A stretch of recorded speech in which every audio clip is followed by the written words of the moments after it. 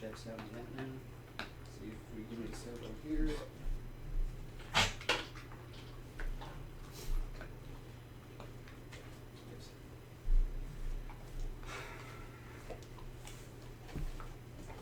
All right, welcome back, 918ers. It wouldn't be a Fanboys 918 night if we didn't have some type of technical difficulties, and being out of town for a week, of course, I'm a little rusty. So, here we are back again. Let's start this over fresh. Welcome.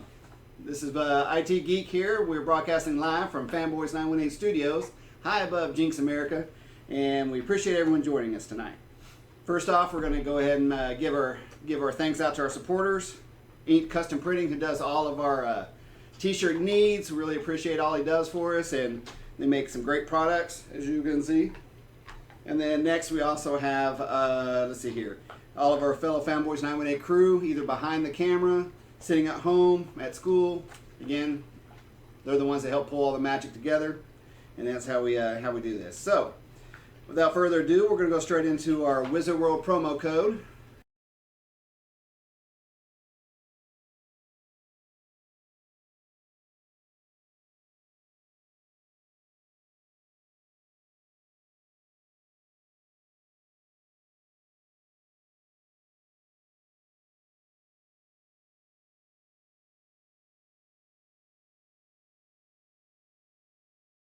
So with that, there are four more. Like I said, there's four more events. One's in Columbus, Ohio, and that's this weekend, October 18th through the 20th. Then you have Madison, which is October 24th through the 27th, and then you got Austin, Texas, which is November 8th through the 10th, and then we got the Bay Area, which is November 22nd through the 24th. Now again, just remember that this code is only good if you're buying the tickets online. You cannot buy them at the counters during the event and use the code. So make sure if you're hitting any of those. There was no sound when I went to the promo code. Okay. All right. So man, of course, again, more difficulties. So in case you missed it, we had a little no sound whenever we went to the promo code. Columbus, Ohio, 10/18 through 10/20. Madison, 10/24 through the 27th. Austin, November 8th through the 10th, and the Bay Area, November 22nd through the 24th. So again, sorry about the difficulties tonight. First time doing a solo, so apparently I've missed a few of our checklist moments and stuff. So on to T-Pop. Let's go ahead and move over to the T-Pop slide and see if...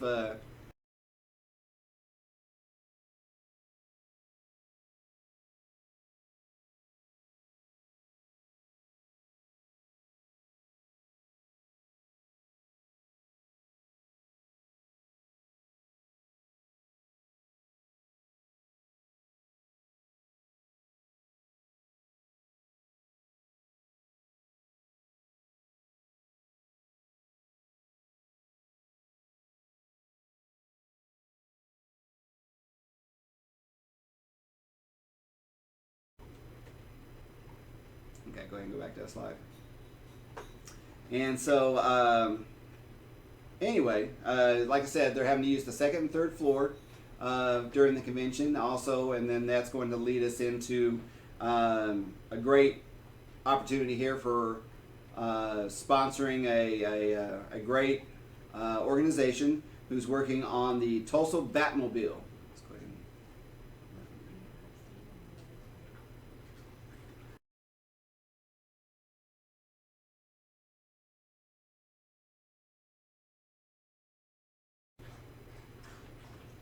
So, the Tulsa Batmobile team has been doing a great job in building up, and we really want to thank them and Don for giving us that opportunity to do a short interview with him last Saturday. Geek Boy had that opportunity with Wonder Midget to go out there and get some great shots and have a great opportunity to do an interview. So really appreciate his time. And if you're not following him on Facebook, get out there and do it. They need your support either by spreading the word or just following them online or monetary or whatever. So again, Don and his team, we appreciate your time. So next we're going to go into, do we need to go let him out? You just go here. Okay. Because your slides don't have sound, so just press on. All right, so without further ado, we're going to move into the Joker review. And I know this is going pretty quick. You know, we've had some technical difficulties this evening, and we really appreciate your patience. So, like I said, as I mentioned, this is going to be my kind of personal review, my personal opinions about the Joker movie. But before doing that, I really think we need to take a quick moment and talk a little bit about the history of the Joker. And in doing so, maybe you'll learn a couple of new things about the Joker that you didn't know. You know, as I said, this is just my opinions of the movie, and with that, you know, it just that's what it is. It's an opinion. We're here to discuss that, and if you have any comments, hopefully we can get them. Who knows? Maybe I've jacked enough stuff up tonight that we're probably not even going to get that. So, it looks like we got the Wonder Midget and Jay on the event. So I appreciate you guys joining in. So anyway, so our history about the Joker. So in case you didn't know, Joker is the collaboration between Bill Finger, Bob Kane, and Jerry Robinson. They're all three accredited for actually creating the Joker, but it's kind of filled with a little turmoil about who came up with the idea first. So it's kind of and so I'm just going to go ahead and read this so I make sure I get it right. But basically, Finger's, Kane's, and Robinson's version acknowledged that Finger produced an image of actor Conrad Veidt in character as Gwynplaine, a man with a disfigured face, giving him a perpetual grin in the 1928 film The Man Who Laughs. Robinson produced a sketch of a Joker playing card. So what comes down to is that it comes down to who came up with the idea first and presented it, and it's a more of a which came first, the playing card or the Gwynplaine from The Man Who Laughs. So it's continually a sense of turmoil between the creators of who actually came up with the idea first. But with that, we still wound up with one of the most iconic villains in comic book history, and is still prevalent to today. The Joker is Moriarty to Batman and Sherlock Holmes. So the two basically, the yin and yang of that comic book. One does not exist without the other, and that's kind of what's always intrigued me about their relationship, their continued struggle or battles between them. And so that's one of the things that drew me to the two characters. Also drew me to the Joker. And one of the things that I liked about still like and still love about the character of the Joker is that he is a maniacal genius, but there's never a true telling of. It looks like we have Tulsa Batmobile will be having another build day this Saturday at Travis Auto Lab. So I'm going to go ahead and throw that back out there. So before we go any further, but so if you guys have an opportunity, stop by and look at it. Check their Facebook page. They'll give you the times, and it's just a great opportunity to go out and see something that's being built to support T-Pop and everything they do for the community and the children. So definitely get an opportunity to go by and see that if you've not had a chance. Yeah, Wonder Mention, you're right. Someone is they were sent to play with my electronics tonight. So all this was working before, so I don't know what's happened. So, nothing's changed. But again, we wouldn't have the Fanboys 918 nights without some type of technical difficulty. So, but anyway, so back to it. So, what it came down to is that. And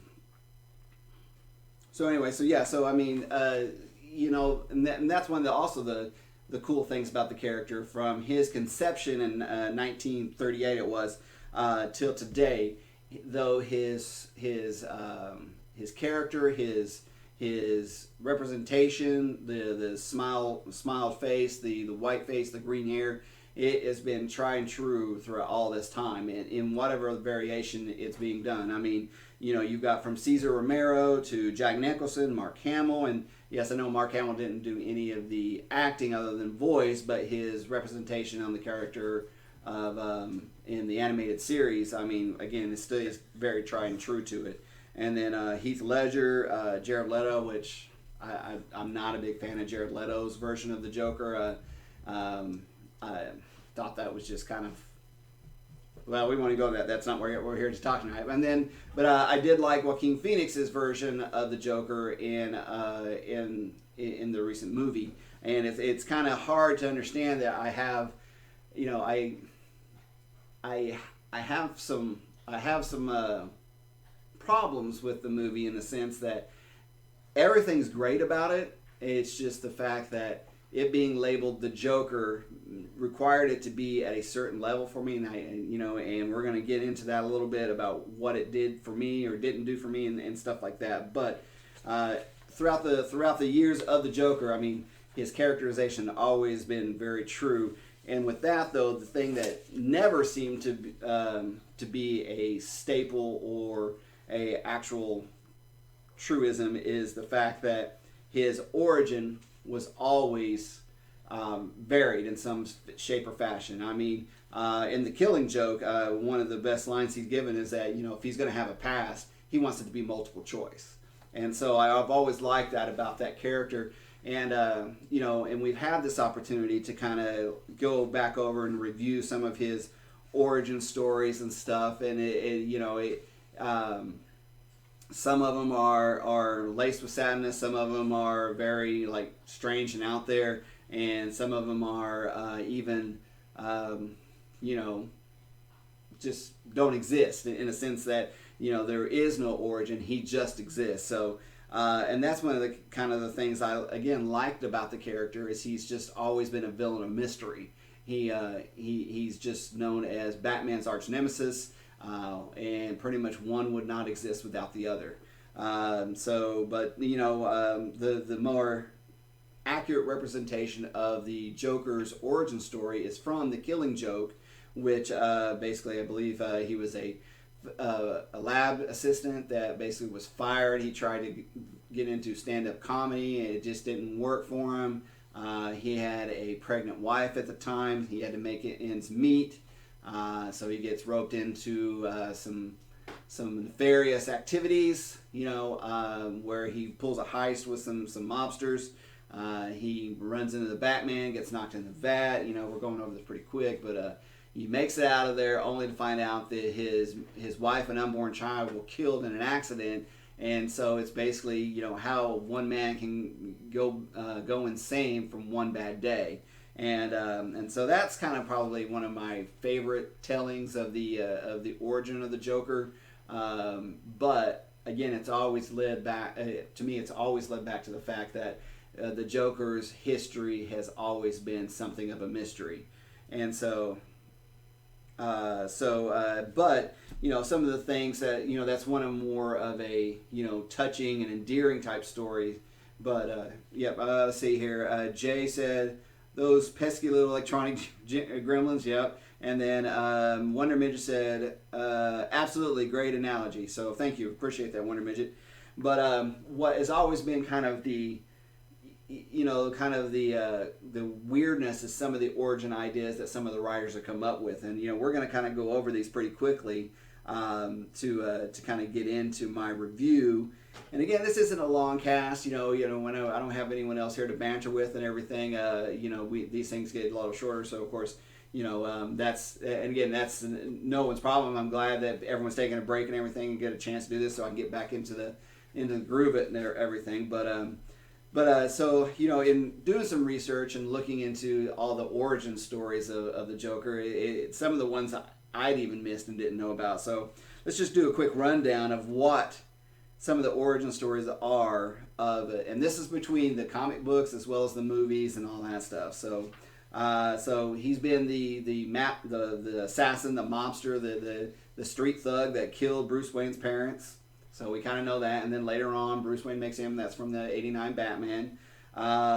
There was one story in the Dark Side War storyline where Batman used the Metron's Mobus chair, and he asks what the Joker's true name is, and the chair tells him that there was actually 3 different versions of the Joker running around. And so to answer that question is not possible because there's 3 different versions of the Joker, which was kind of an interesting thought.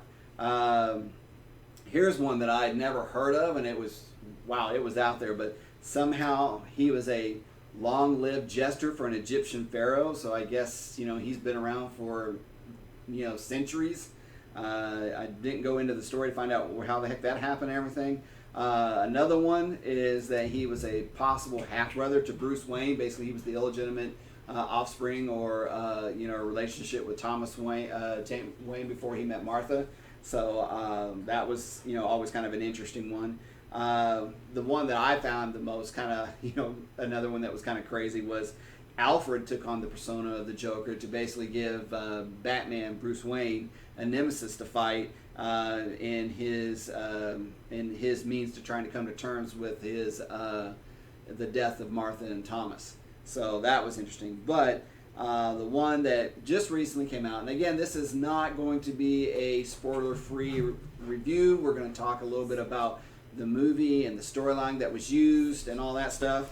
But the one that's in the movie that I just have a hard time dealing with. Hello, bud. Yeah, that's all right. Pistol's joining me tonight. He's going to protect me and everything. Maybe he can scare away those gremlins. But anyway, so the one that is from the movie is that basically somehow Joker is a mentally ill person who basically and Gotham is actually in a state of unrest. Basically all the and I didn't understand why they chose this one, but basically all the sanitary workers, basically garbage collectors and stuff, have gone on strike. So garbage is piling up in the streets of. Make yourself comfortable down there, buddy. Basically on strike, so basically all the garbage is piling up in the streets. Crime's on an uptick. No one can find work, and so the Joker becomes this hero for the oppressed. He is, and again, this is my opinion, my version, what I took from the movie. So, I mean, if there's anyone else that's watching that has seen it, well, it's all worked up on the Joker trust. So in going into that, it just that's where it kind of at the end when that kind of came to fruition. I was just like, this is not the Joker that I wanted to see. So basically, the last story is basically he is the unsung hero of a Gotham uprising to fight the rich, and he is the symbol of the oppressed, and it just didn't sit well with me. So with that, we're going to go into my review now. So basically, what we've got here is that the Joker, who is also named Arthur Fleck, I'm sorry, in the movie. He is an adult male who lives with his mother. He is a clown that basically, is doing side gigs and stuff like that as he's working on his comic career. He gets hit with some bad times. He has the mental illness where they're basically, and this was kind of an interesting aspect, is that he has a mental affliction where basically he bursts into uncontrolled fits of laughter. It's almost, I never found the name of what it was supposed to call, but it's almost like a Tourette's, it seems like to me. And, when he gets stressed or overworked or whatever, he has these uncontrollable outbursts, and and of course it can happen at the most inopportune time, which it does in the movie. And that's what leads into this. I'm not trying to give everything away in the movie because, you still need to go see it. In my opinion, it's still a worthwhile movie to go see. But anyway, he cracks, he breaks, and the event that occurs that happens that is what kind of sets off the city into this revolt against the rich, and he becomes their unsung hero. He has moments where he just he goes in and he thinks he finds out one truth, which he finds out is not the truth. Then he finds, the real truth, which makes him even more fragile, more displaced, more, broken, and it drives him to a point that he finally breaks. And to me, it's also kind of paying homage to a lot of the other stories that we've kind of talked about with his origin. There is the element that they try to play, and I kind of take it back a little bit in the sense that whoever was writing this definitely did their research on the Joker and try to take a lot of that homage that's been, told in a lot of other stories on the Joker's creation and and bring it into the movie. So Wonder Midget just said that they made clear that this was not a comic book movie, but Joker is a comic book character. Yes, and it's a great point. That's going to lead into something that I was talking about, or I wanted to bring up, is that had this been a movie that it was just a no-name villain and saw his progression into this one, Wonder Midget said, this is one villain I did not want to have a humanist or exactly. Wonder Midget, you're hitting it right on the head. Yeah. This is definitely not one of those characters that I need to see his human side. To me, Joker's always been that one character. It didn't matter where he originated from. He was the terror of Gotham. I didn't need to know where he came from. This is actually kind of even throws back to when we talked a little bit about our Alien review, in that when it came through all the Alien movies, my thing was like, this is a great story just because the character, the alien character, was not anything other than a scary space monster. But when we got Prometheus and then the other one, it turns out that apparently we were the creators of the alien, in some fashion, and we're responsible for our own dealings there with that interaction. And I'm like, why do we need to have some type of origin that tells us that we're at cause, we're at fault for our own disaster? And that's not what I needed with the Joker. To me, the Joker, like I said, has always been that villain that as soon as would come up and tell you a joke, shoot you in the face, and just walk off dancing down the street. I didn't, and he didn't need to have a human side for me.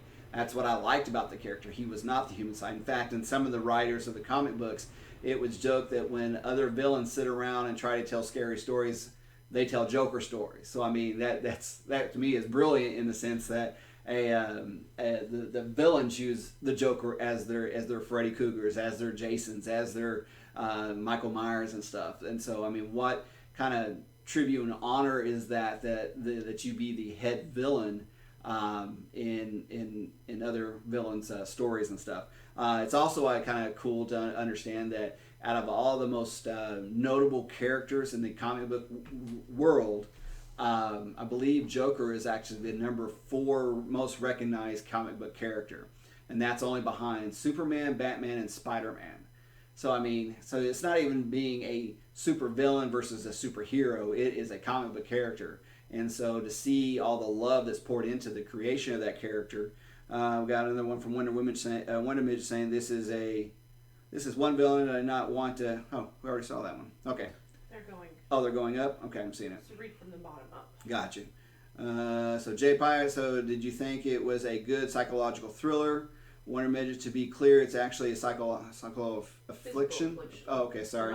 Thank you. And then I do agree with you guys about not needing a Joker backstory. He was supposed to be creepy and unpredictable by Jay. Yes. Again, I can't say it enough, is that this is not a character I needed a backstory with. And like I was saying before, the Joker movie, had this been just a psychological thriller, and this had been the development of a villain that basically is, I'm trying to think, is just basically he's out there doing these things, and he becomes the anti-hero of the movie, I could have easily got behind that movie.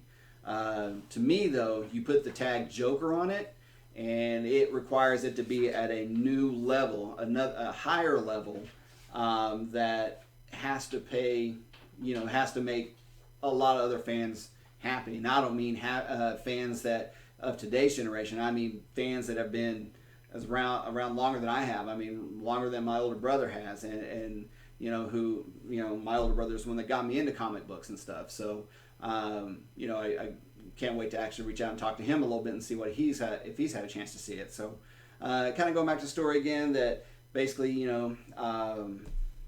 Joker, Arthur Fleck is basically finding out that he is not the biological son of Thomas Wayne, like a letter he found from his mother says that he is.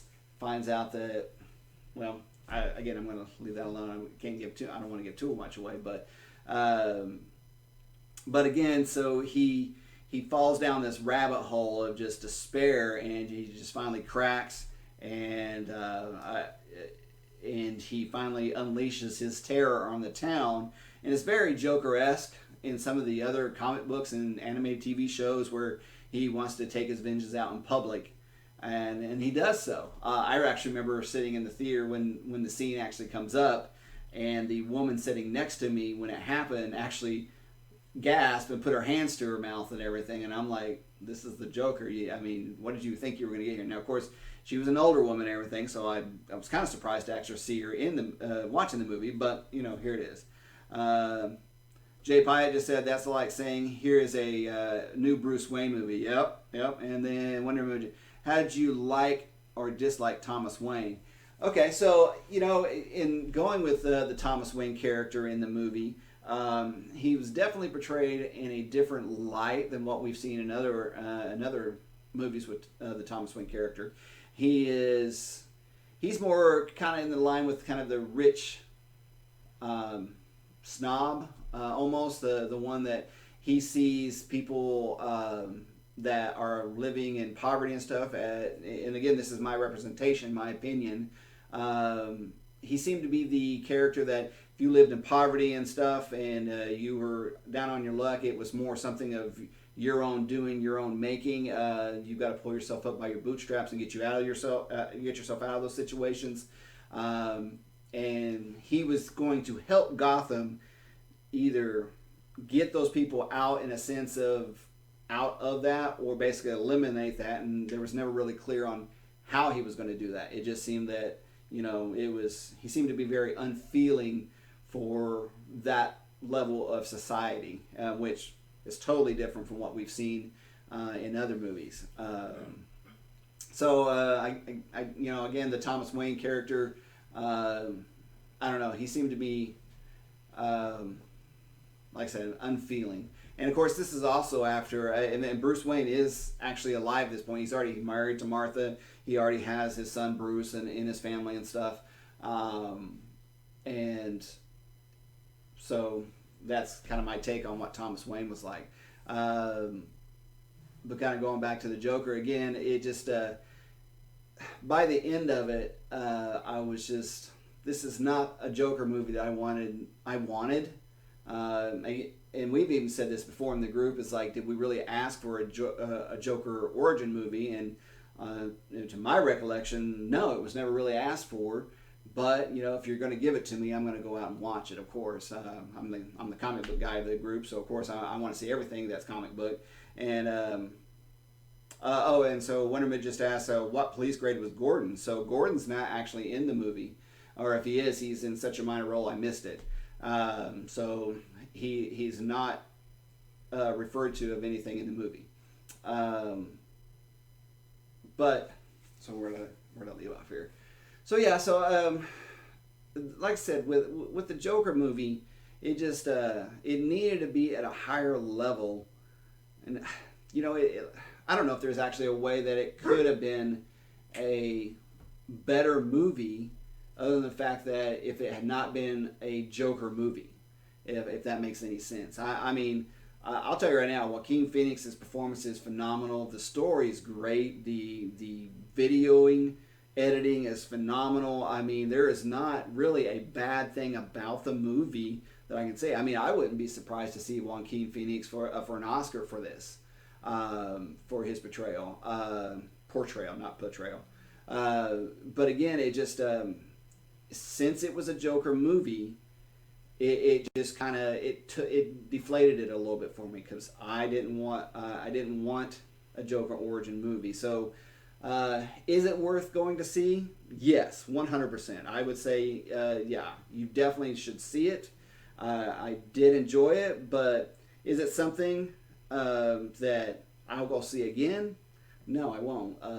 It wouldn't. I mean, unless my wife really wants to go see it, we will go see it together, of course. But it's not. It was not something that I will see again and again and again, like Marvel or or even Chris Nolan's The Dark Knight series and stuff. I can watch those all the time. But the Joker movie was just.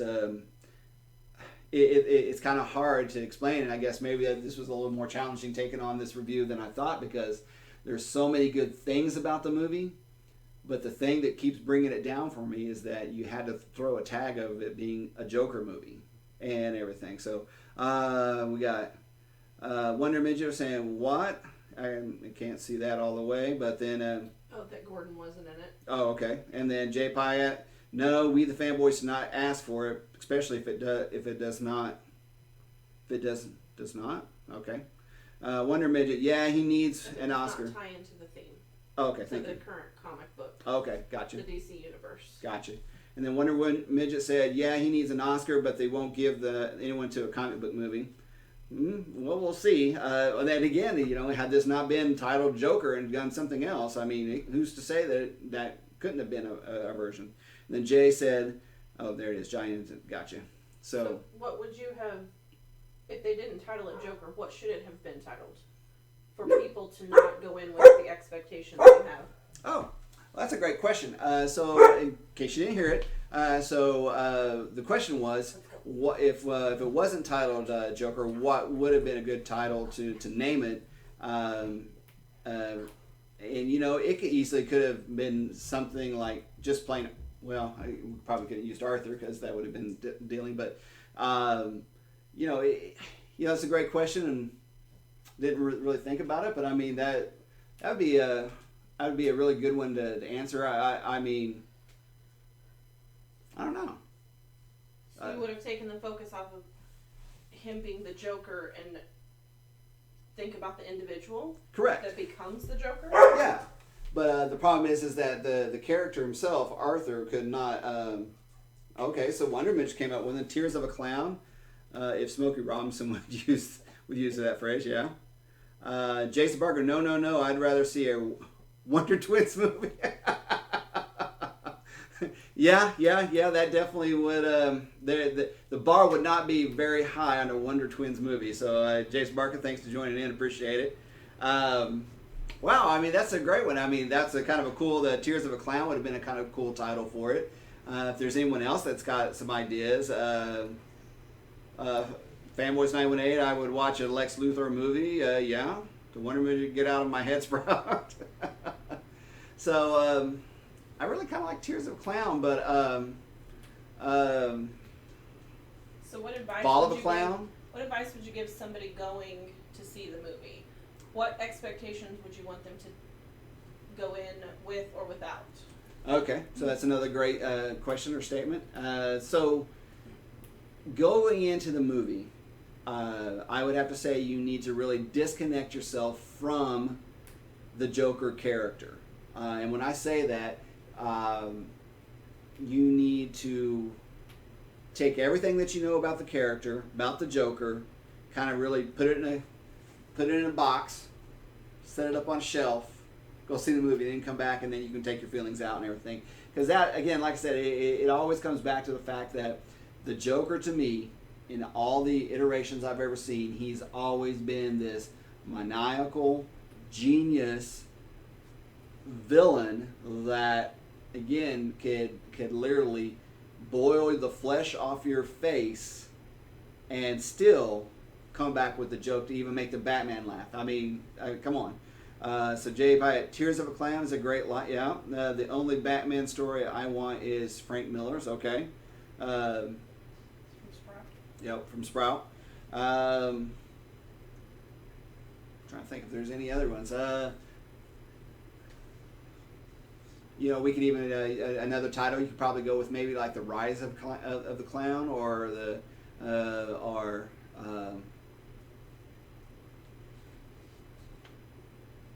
trying to think of anything else.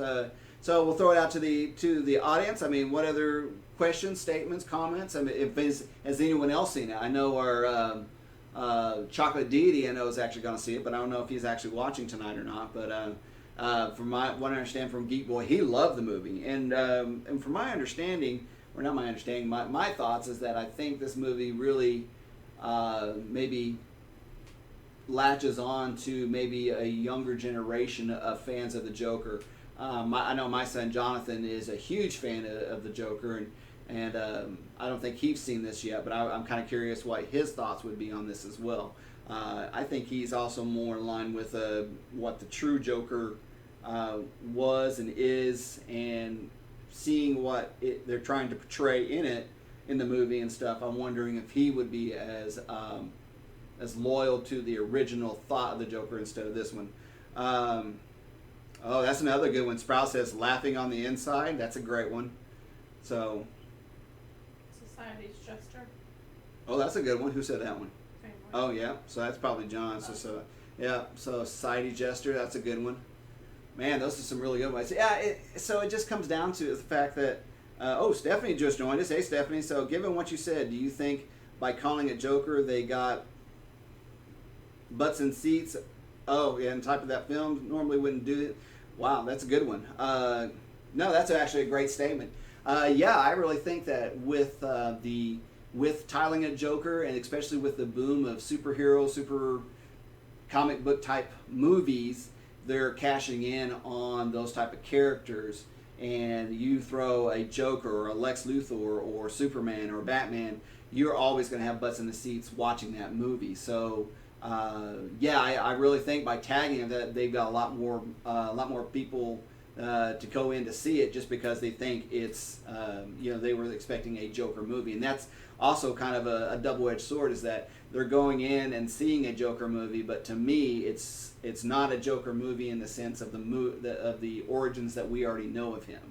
And so that's why I'm saying you got to kind of disconnect yourself from everything that you know about the Joker previously, and go and see it that way. Because for me to have sympathy and feel sorry for this Joker character really kind of deflates the menacing Joker that I've known from comic books and movies and stuff. So not so much the Cesar Romero, of course, but he wasn't really all that menacing. But all the other iterations of it and stuff, it really just kind of took some air out of that character for me. So. So do you feel like they're gearing this person up for? Is it? And we pick on millennials, but are they needing an answer as to why is he like this? Why is he the Joker? Right. Is this that answer? Is this a new version of that answer? So, that's a great question. From what we're seeing and kind of throwing back to the Alien, it seems like more and more movies are being written to give these kind of origins or connections to other stories, or explain why something is some way, and that's what's kind of irritating me, in the sense that I don't need to know the connection of why this character is this way. There's already history and with the character, and anyone that's I mean, if you want to write a movie, don't tag it a character that's known by the comic book community, just trying to get butts in the seats. I understand it's show business, and they're there to make money, but I guess to me it would be like if you were to do a Marvel movie and call it Avengers. The next thing you know, you walk in and you've got all these superheroes that no one even knows that are portraying to be the Avengers. I mean, it would be almost watching the Hulu series The Boys and calling it Dark Avengers. And it's not the case, because the Dark Avengers were just evil versions of the Avengers, of Iron Man, Captain America, Hawkeye, and all that. The Boys is a telling of another superhero group, which is great. If you haven't watched it, go out and watch it and everything. But okay. So I mean, to me, the tagging of the Joker was there to try to drive people into the seats, because they know the Joker name and his affiliation to the comic book world. To me, they tried to pay some homage to original origin Joker stories, but to me, I think they did a disservice with this movie to the Joker legend. Obviously, a lot of us haven't seen it. So did he ever declare himself the Joker? Yes, actually there is, and it's actually in the commercials that you'll see, is that when Joaquin Phoenix is interacting with Robert De Niro, he's asking that when he comes out on the stage, could you introduce me as Joker? instead of his name, and so that he does come out and get associated to being Joker. So yes, there is a connection with that. So Sprout made a good comment to Steph that maybe DC needs to get away from regurgitated reboots of Batman and Superman. Either go dark, go straight comedy, something other than standard trilogy reboot. Right. They keep telling the same story over and over again. Right, and that's what was so great about the telling of Aquaman and Wonder Woman and of Shazam. These are characters, though, are pretty well known. Aquaman's origin story is well known, but it wasn't really fleshed out. He was considered kind of a weaker character, but I think Aquaman did a great service to that character in the movie, and even changing it up. Wonder Woman did the same thing. They really fleshed out that story, and for the longest time they needed a strong actress to play that, and they got one. To this day, I still apologize, about choosing the Gal Gadot, because I thought it was a bad call, but obviously someone knew more than I did, and that's why they're there and I'm not. But Shazam is probably one of the more prevalent stories and everything, because not much is known about that character. I mean, a lot of people don't know that originally he was Captain Marvel. Then they lost the trademarking for it, and then they came up with Shazam, and that's how he kind of changed in the history of his character development. And so I agree with Sprout in the fact that a lot of the comic books, I think we need to go to more less known characters and bring them up and get them introduced. I mean, a great example of that is what Marvel did with Guardians of the Galaxy. Guardians of the Galaxy was kind of a no-name comic book. You had to be pretty dedicated to the comic book reading industry to know that group, in my opinion. But they did it. They did it well. They introduced us, and I mean, it was a phenomenal smash. And so they went somewhere that wasn't well known, and it was successful. And I think DC needs to do the same. Get away from Superman. Get away from Batman. And let's bring out some other characters. I mean, Martian Manhunter would probably be a great story. So, Jay just said, so those movies never really had good origin movies. They rocked those movies. So I'm assuming he's talking about Aquaman, Wonder Woman, Shazam. Right. Do you think? I think it might be a good thing that fanboys. Marvel does the building of series really well and tying things together. DC hasn't done so good at that. So should they stick to standalone movies? Do we need an ensemble? Are we building to an ensemble movie again?